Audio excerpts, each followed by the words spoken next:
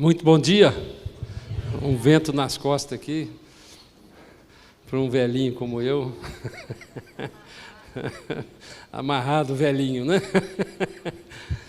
Irmãos, eu estive meditando essa semana sobre uma coisa, talvez pelo fato de eu ser um engenheiro de formação, de profissão, eu comecei a meditar essa semana quais são as leis desconhecidas da humanidade em que Jesus utilizava para andar sobre as águas, para transformar uma água em vinho, para multiplicar a matéria, quando ele, por 2 vezes, a partir de alguns pãezinhos e peixes, ele alimentou 2 vezes multidões, de ressuscitar inúmeros mortos.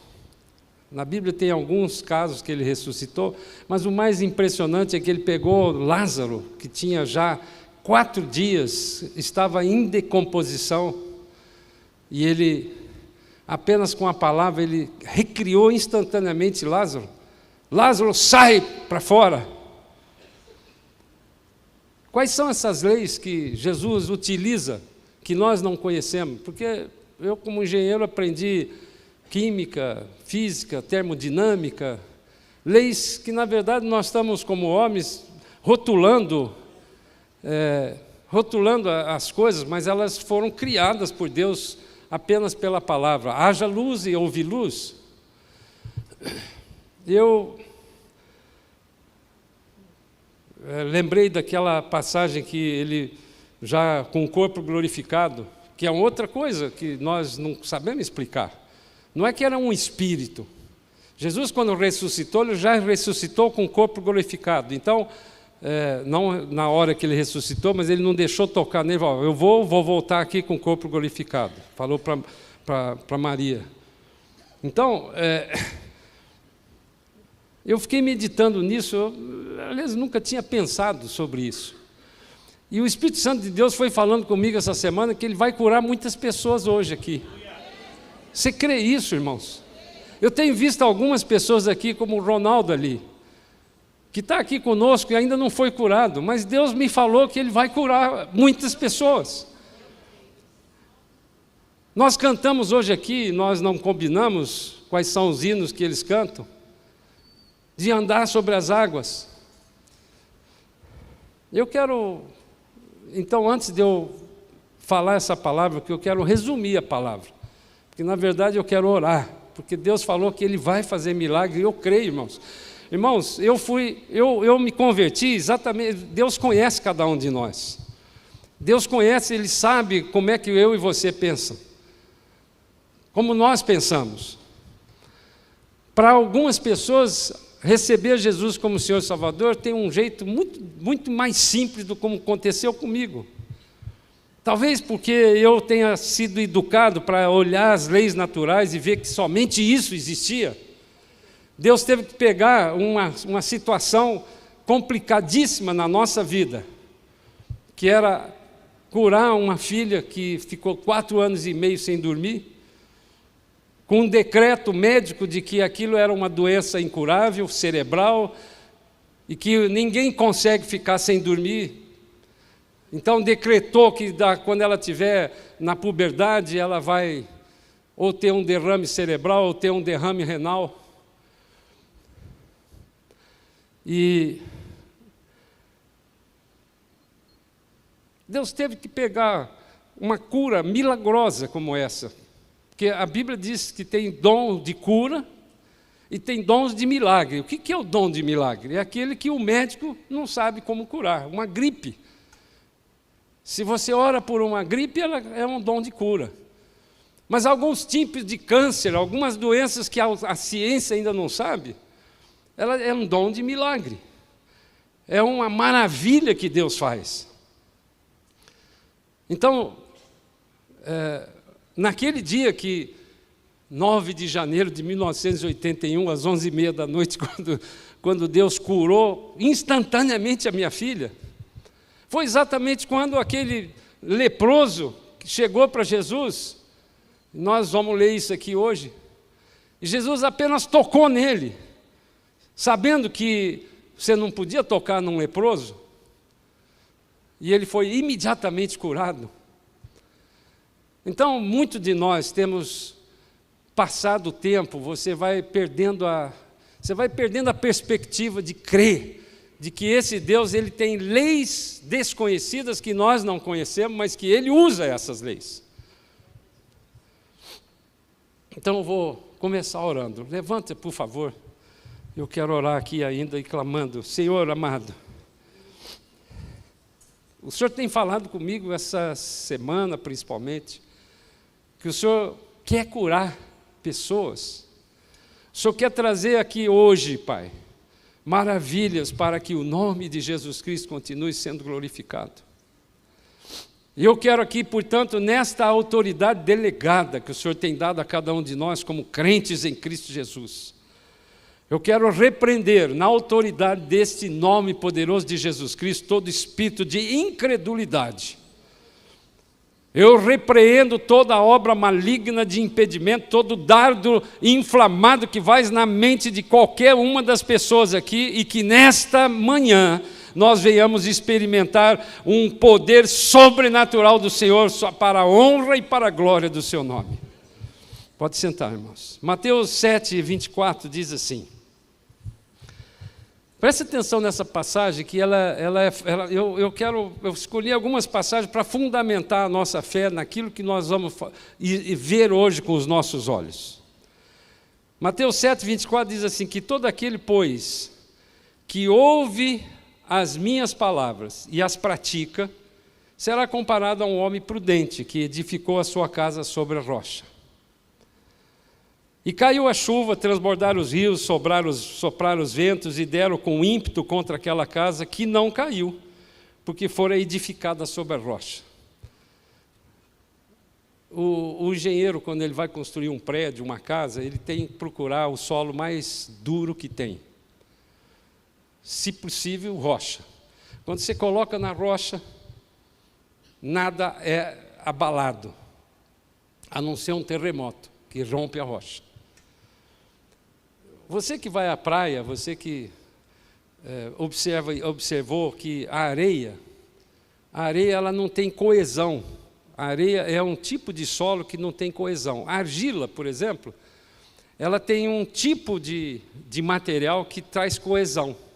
Você pode compactar um terreno para fazer uma estrada, não colocando areia, sempre colocando argila ou um silto argiloso, que são dois tipos de solo que que dão coesão se for compactado. Então, para compactar isso, você tem o pé de cabra, que é aquele tambor cheio de coisinha assim, que você já deve ter visto em estrada. Você tem um compactador pesado para poder fazer isso, mas com areia você não tem solução, porque ela não tem nenhum tipo de coesão. Como é que você vê no mar, na beira da praia, a areia, quando está próxima da água, você pisa nela, ela é durinha. Mas quando você se afasta, ela fica fofa, não é isso? É essa areia que Jesus está falando. É a areia que está fofinha. Ela não tem como ser compactada, a não ser quando você põe água nela. Aí ela adensa, ela não está compactada. Então, se sair a água, ela afofa. Esse é o que ele chamou no versículo 26, todo aquele que ouve as minhas palavras e não as pratica, será comparado a um homem insensato, que poderia ser traduzido como incrédulo, como tolo, como nécio, que edificou a sua casa sobre a areia.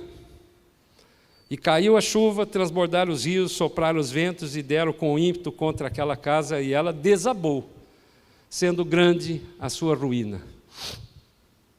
Aqui Jesus está usando essa parábola para mostrar o seguinte: quando você edifica a sua vida espiritual na rocha que é Jesus, as vicissitudes, os problemas, as aflições que acontecem na vida de todo mundo, incluindo do crente, e principalmente do crente porque ele é perseguido por Satanás, se você está fundamentado na rocha, você não cai.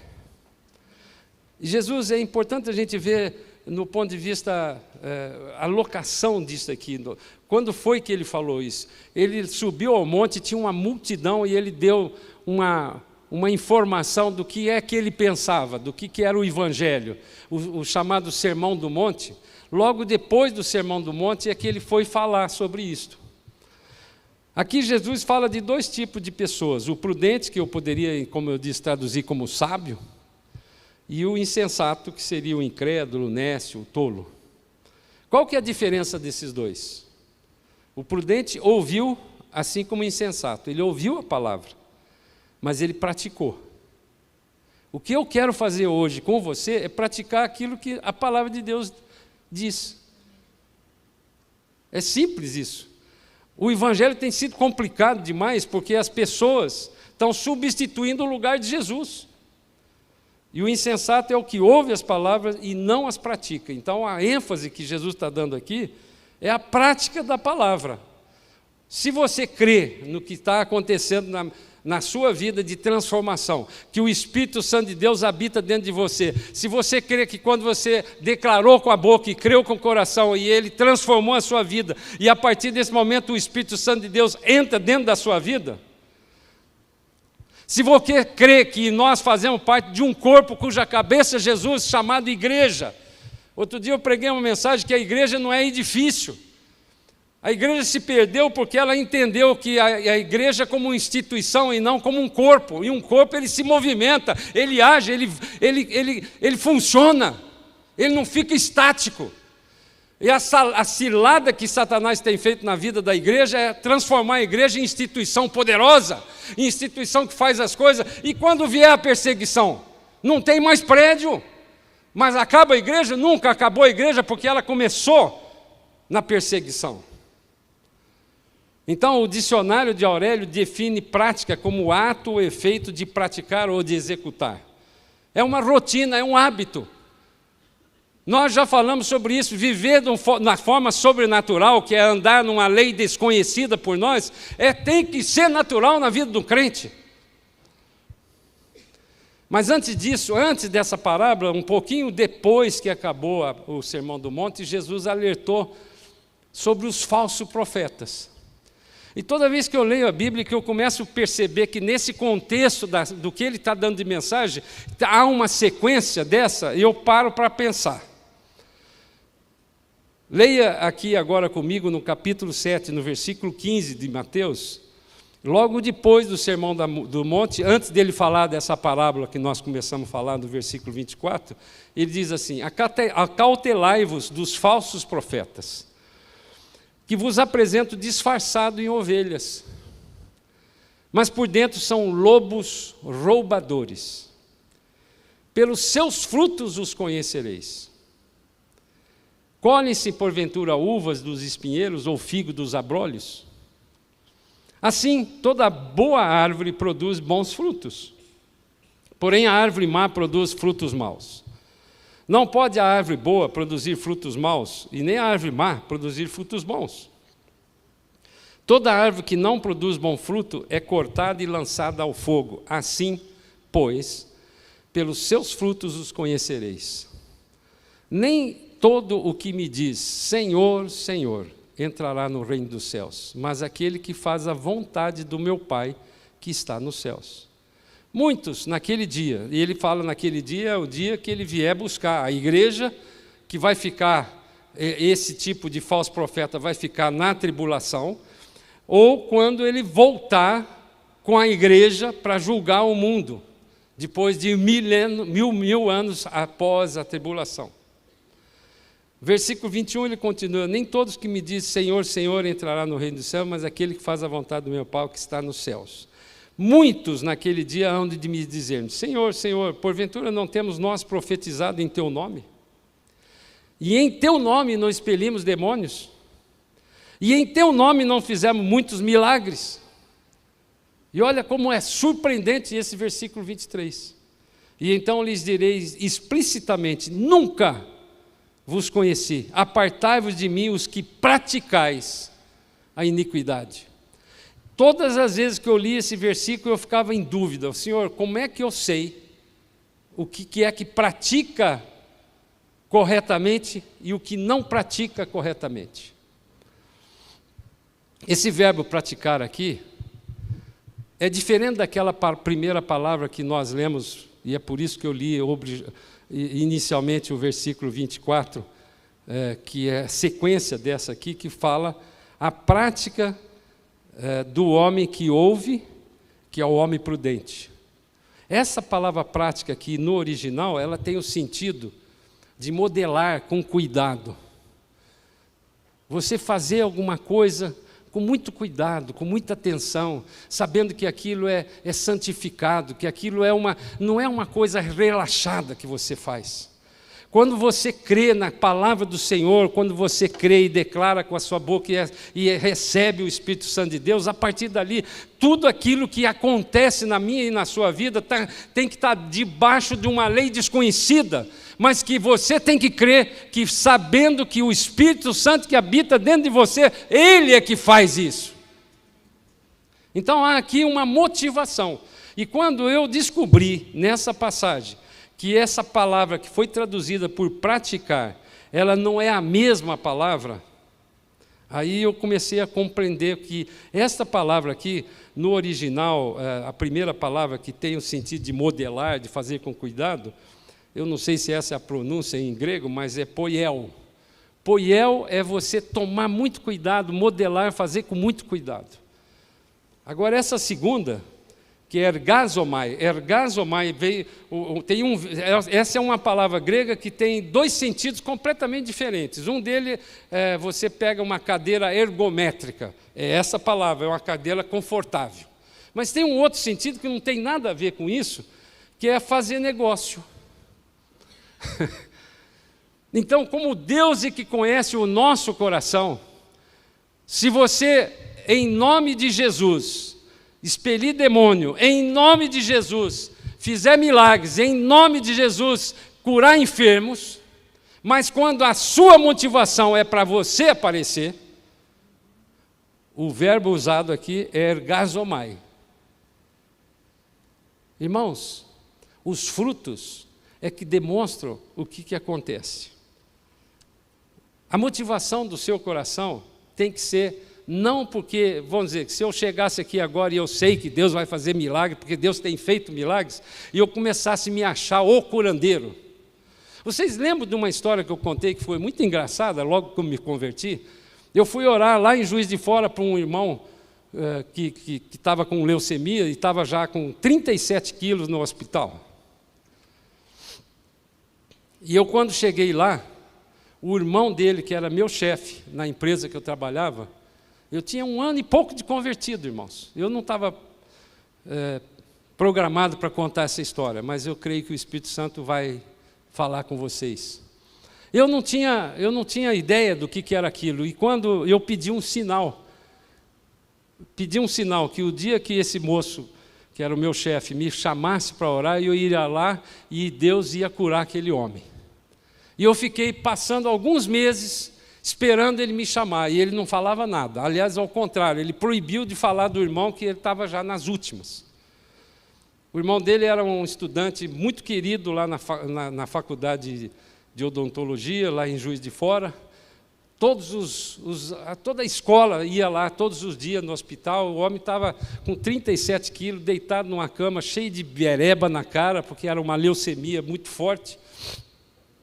E um dia, eu trabalhando com esse meu chefe lá, eu olhei para ele e ele falou assim: eu estou muito triste hoje. Por quê, João? Porque o meu irmão acho que não passa dessa semana. O médico falou que está muito ruim. E eu vi que aquilo era um sinal que eu tinha pedido. Mas não falei nada porque ele ainda não tinha me convidado.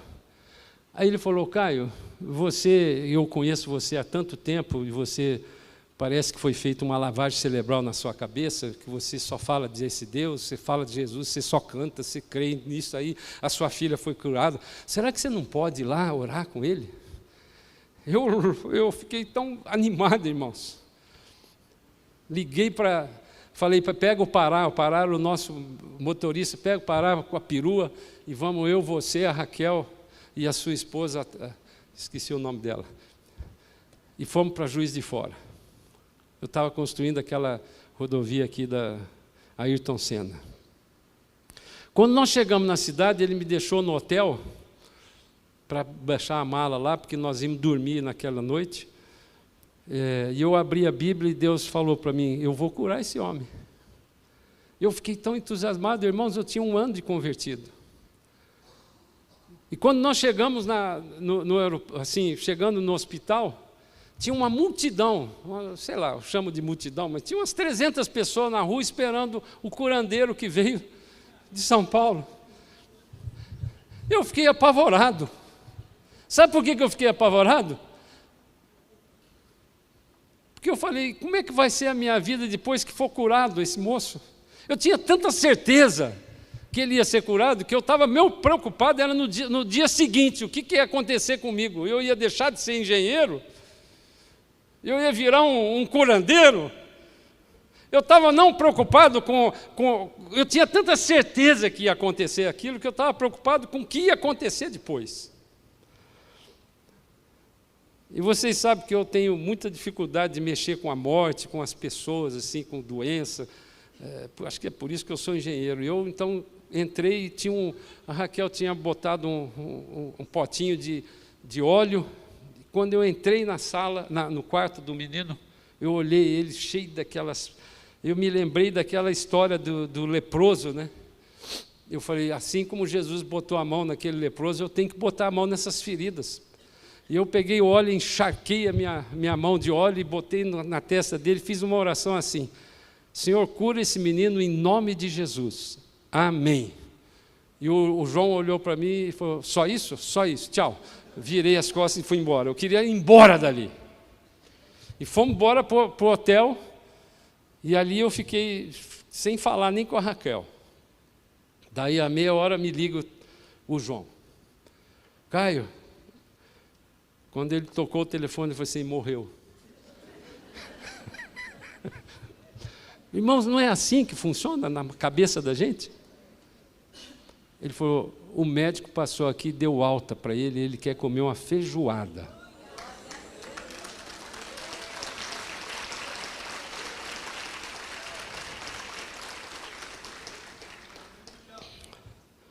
Sabe, irmão, Deus faz as coisas de um jeito que a gente não compreende.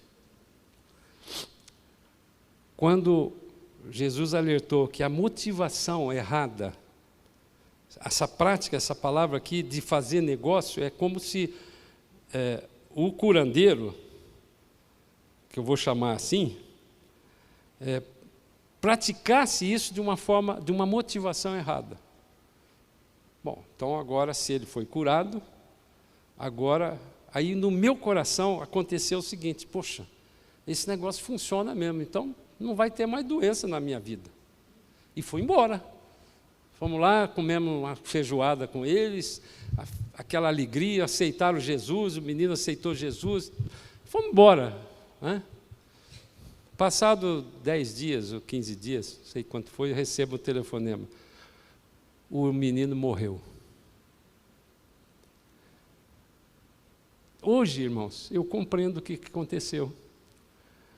Pela minha preocupação, pela minha oração que eu fiz com Deus, para Deus, de como seria a minha reputação de curandeiro, Deus conhece a motivação do meu coração. O meu coração, eu tinha absoluta certeza que Ele era poderoso para curar. E ele foi salvo. Às vezes a gente não percebe que os propósitos de Deus são tão diferentes do nosso. Qual que era o propósito de Deus naquela vida ali? Era curar, salvar aquela família inteira. Porque a nossa eternidade aqui é muito maior do que esse tempinho que nós paramos aqui. Outro dia eu falei para a Raquel, eu vou fazer 75 anos de idade a semana que vem. Dia 11 de setembro, para vocês não esquecerem. Passou muito rápido. Eu me sinto ainda como um menino, mas passou muito rápido. 75 anos de idade, tem muito velho, que é muito velho mesmo. Eu tenho aqui mais um mais velho que eu, que é o meu querido irmão ali. Ele tem mais de 80. Ele deve ter quase 75 de casado. E está firme ainda no Senhor. Amém, irmã? Essa palavra traduzida aqui como praticar com a motivação errada te transforma num falso profeta. E ele diz aqui ainda, os que praticais a iniquidade. Essa palavra iniquidade, no grego, é a anomia, e em português, anomia é fora da lei, aquele que faz tudo fora da lei. Então, o falso profeta você classifica de que forma? Com a motivação errada, faz milagres com a motivação errada, fora da lei. Ele não produz frutos. Para ficar claro aqui, para a gente fundamentar essa primeira parte, porque hoje eu estou com a motivação correta e Deus sabe disso, porque Ele falou comigo a semana inteira que ia acontecer isso, não por mim, mas é por Ele e pelo amor que Ele tem por nós. Para nós praticar uma palavra, ouvir e praticar a palavra, nós precisamos produzir fruto de acordo com a lei dEle. Lucas 10, 19, diz assim, Jesus falando para nós: eis que eu vos dei autoridade para pisar de serpentes e escorpiões sobre todo o poder do inimigo, e nada, absolutamente nada, vos causará dano. Essa palavra autoridade poderia ter sido traduzida como poder. Ela, exousia, é uma palavra grega que é superior à outra palavra que ele falou, também traduziu como poder, sobre todo o poder do inimigo. Essa palavra poder é a palavra do dunamis, a palavra dinamite veio proveniente disso. A Raquel me perguntou, quando eu estava falando sobre essa passagem aqui, como é que é feito o dinamite? Dinamite é uma coisa da lei natural? Não. Um sujeito chamado Nobel, o prêmio Nobel é por causa disso, ele ficou bilionário.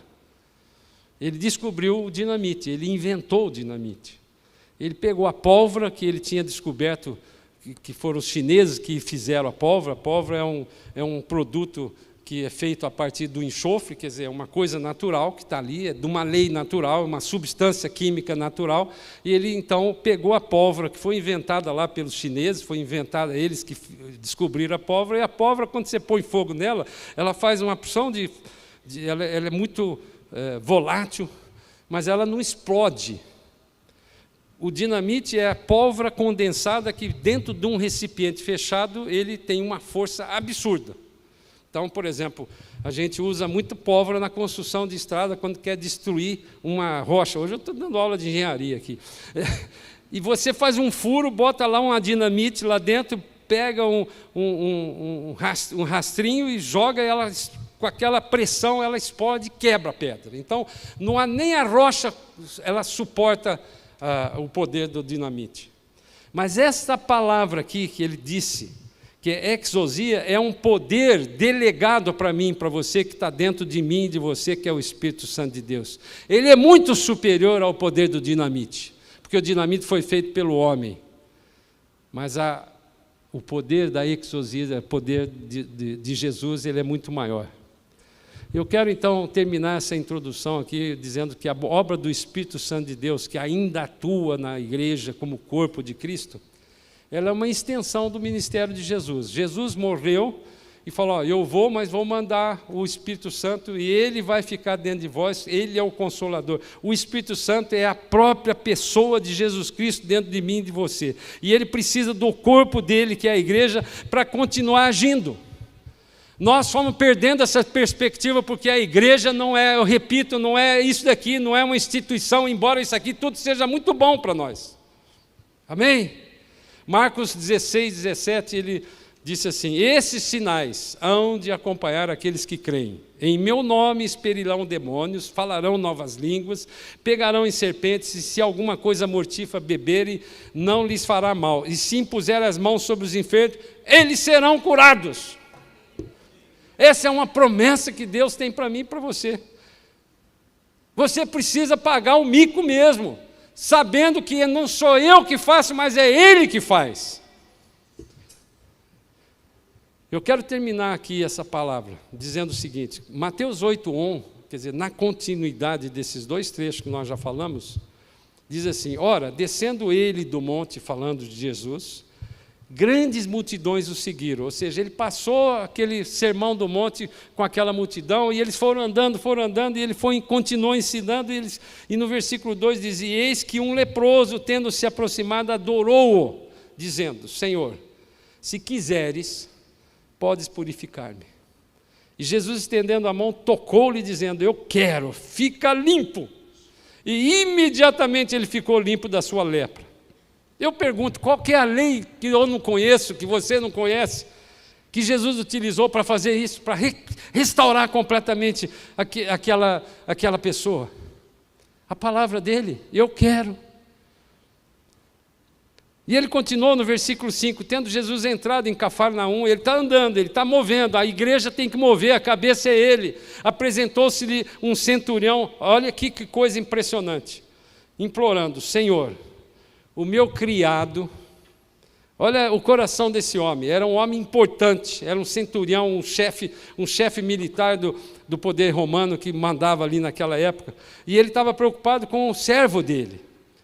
O meu criado jaz em casa de cama, paralítico, sofrendo horrivelmente. Jesus lhe disse: eu irei curá-lo. Não tem nenhuma passagem na Bíblia que a pessoa chega para Jesus e fala assim: eu estou precisando da sua ajuda. Ele fala: não, hoje eu não posso, estou ocupado. Eu irei curá-lo. No versículo 8 ele continua: mas o centurião respondeu: Senhor, eu não sou digno de que entre na minha casa, mas apenas manda com uma palavra e o meu rapaz será curado. E ele continuou no versículo 9: pois também eu sou homem sujeito à autoridade, tenho soldados às minhas ordens, e digo a este: vai, e ele vai. E a esse: vem, e ele vem. E ao meu servo: faz isto, e ele faz. Ouvindo isso, admirou-se Jesus e disse aos que o seguiam: em verdade vos afirmo que nem mesmo em Israel eu achei fé como esta. Nós precisamos contextualizar que Jesus veio primeiro para o seu povo de Israel. Mas ali ele já estava mostrando que ele veio para nós todos que somos gentios.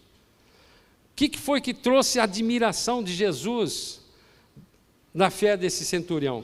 Por que ele ficou admirado? Porque esse centurião, do jeito que ele explicou, ele como militar, ele conhecia o princípio de hierarquia. Quando ele falou: eu sou um homem sujeito à autoridade. Porque ele reconheceu aqui o senhorio de Jesus. Se você chega a Jesus e não está entendendo ainda que ele manda em tudo, não vai acontecer, irmãos. Porque esse centurião reconheceu em Jesus um poder que não havia, era uma outra lei, uma lei desconhecida que ele não conhecia. Porque ele reconheceu a autoridade sobre todas as coisas, inclusive sobre as leis naturais. Porque Jesus conseguiu andar sobre as águas e não foi só ele, não, mas também era Jesus. Não, ele mandou Pedro andar e pela palavra dele, Pedro andou sobre as águas. Portanto, eu ouso dizer que eu consigo andar sobre as águas, se for esse o caso de um dia Deus fazer isso. Porque Deus não faz nada só para se aparecer, não. Ele faz porque ele tem um propósito.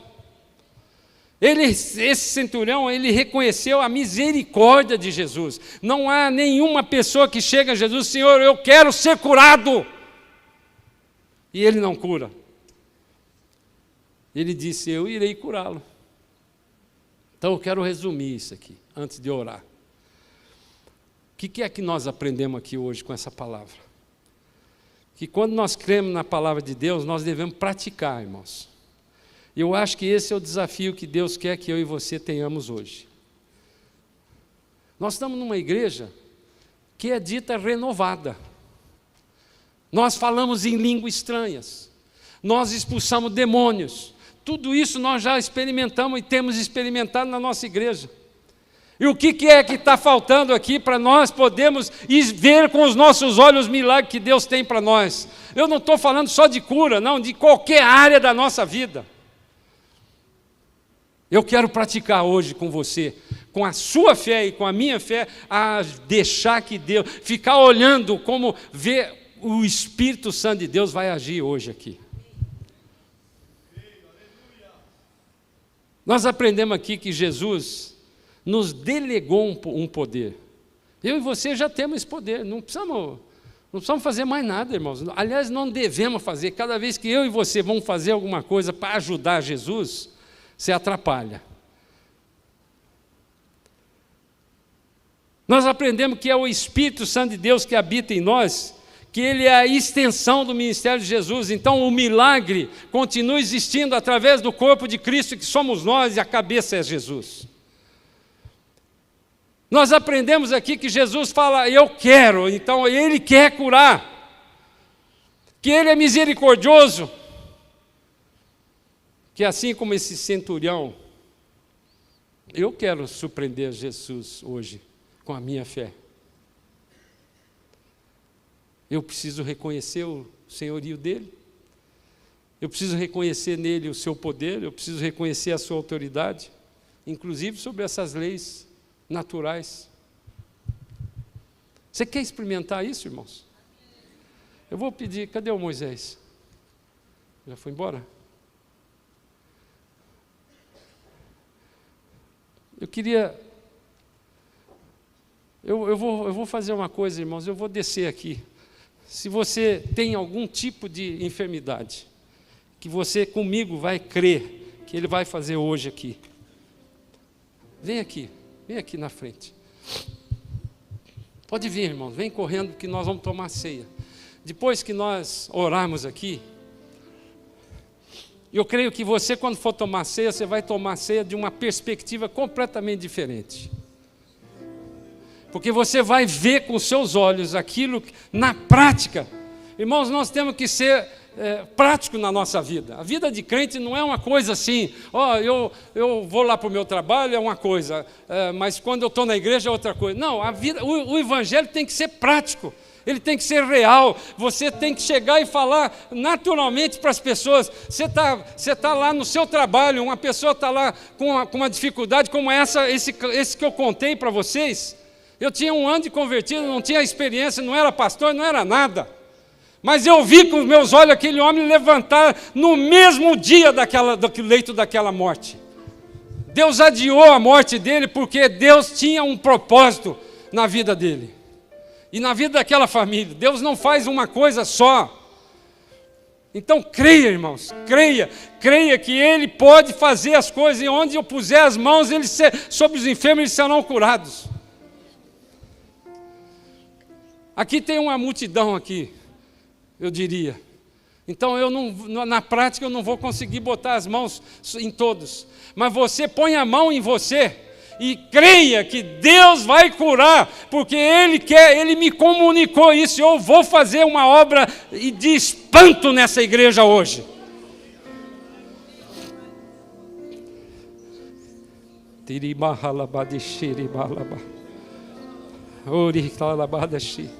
Senhor amado, eu estou obedecendo a sua ordem, Pai. A sua palavra diz isso. Se pusermos as mãos nos enfermos, eles serão curados. Cada um deles que estão aqui à frente, crendo, que estão de pé, crendo que a sua enfermidade vai ser curada hoje, que está pondo a mão na sua cabeça ou na sua enfermidade, e crendo que a sua palavra é poderosa, o Senhor nos delegou esse poder para irmos contra todo espírito maligno de enfermidade. A sua palavra diz lá no livro de Isaías, Ele levou sobre si as suas enfermidades, e é portanto em nome de Jesus Cristo que eu repreendo esse espírito de enfermidade. Nenhum espírito tem poder sobre a vida de Jesus. Jesus é que está aqui agora, e nós como corpo de Cristo somos aquele que estão agindo no lugar de Jesus.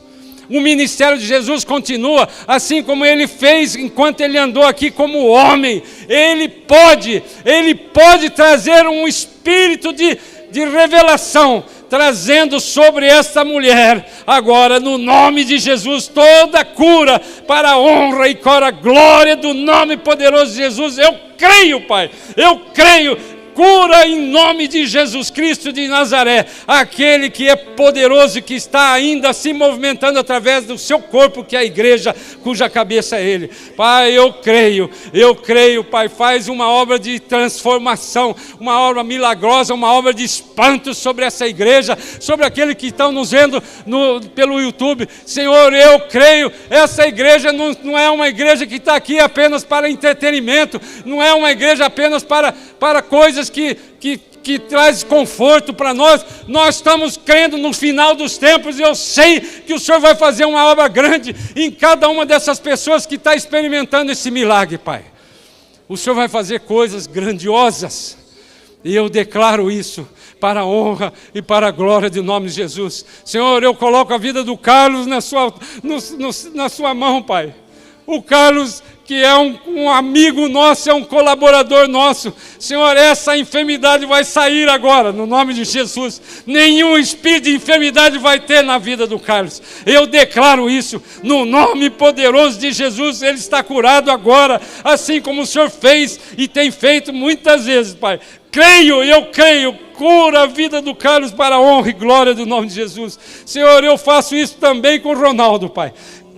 Eu creio, não mais usará essa bengala. Eu repreendo esse espírito de enfermidade que está agindo na vida dele para a honra e glória do nome de Jesus. Eu repreendo, sai agora essa enfermidade para a honra e glória do nome de Jesus. Oh, Pai, muito obrigado, Jesus. Muito obrigado. Pode sentar, irmãos. Tome posse dessa cura, porque Deus é muito bom. Aleluia. Glória a Deus.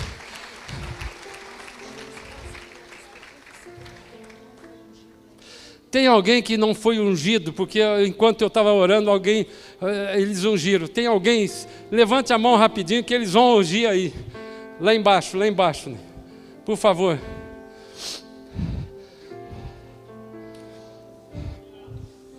Agora, irmão, você pode tomar ceia alegremente, porque essa ceia que nós vamos tomar, ela é um memorial. Você é crente em Cristo Jesus. Se há alguém aqui que ainda não aceitou a Jesus como Senhor e Salvador e que quer participar dessa ceia, é a hora, é agora. O que é que você tem que fazer? Crer e declarar com a boca. Senhor, venha na minha vida aqui. Traga para mim uma transformação. Eu quero que o Senhor seja Senhor da minha vida. Eu quero servir a esse Senhor. Eu quero andar no seu caminho. Tem alguém? Levante a mão que eu quero orar agora para você. Amém? Então todos aqui são crentes em Cristo Jesus, pode tomar a ceia, crendo que você agora tem a autoridade. Não espere chegar no domingo quando você tiver um problema de doença ou qualquer outro problema. Não espere, você vai lá no seu quarto, feche lá e fala assim: Senhor, eu sou seu filho. E como seu filho, eu creio que o Senhor pode mudar essa situação. Aleluia! Aleluia! Aleluia! Oh, Senhor amado, obrigado, Jesus. Oh, Pai, obrigado por esses milagres que o Senhor está fazendo aqui nessa igreja. Aleluia! Oh, Senhor amado, obrigado, Senhor. Nós cantamos aqui: quem já pisou no Santo do Santo não sabe viver em outro lugar. Nós já experimentamos isso hoje, Pai. Oh, Senhor amado, louvado seja o seu nome, Pai. Aleluia. Oh, glória a Deus. Aleluia, louve ao Senhor. Aleluia. Aleluia. É.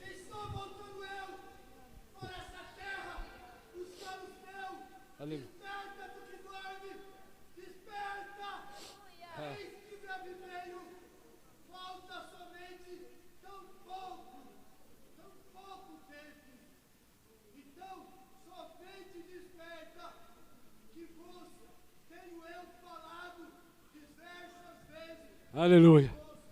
Glórias. Glória a Deus. Aleluia. Irmãos, você cantou isso hoje.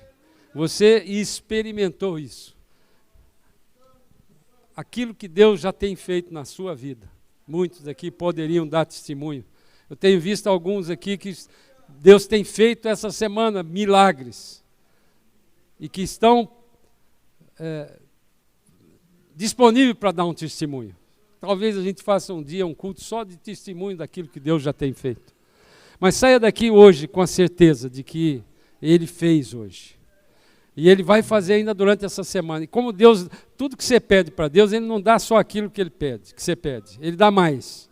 Então, se você saiu daqui hoje com a cura, saiba que Ele vai fazer outras coisas que você pediu e precisa essa semana. Creia nisso. e que a graça de Jesus Cristo, e que o amor de Deus, e que as consolações do Espírito Santo de Deus estejam com cada um de nós hoje e para sempre. Vão na paz do Senhor. Deus abençoe.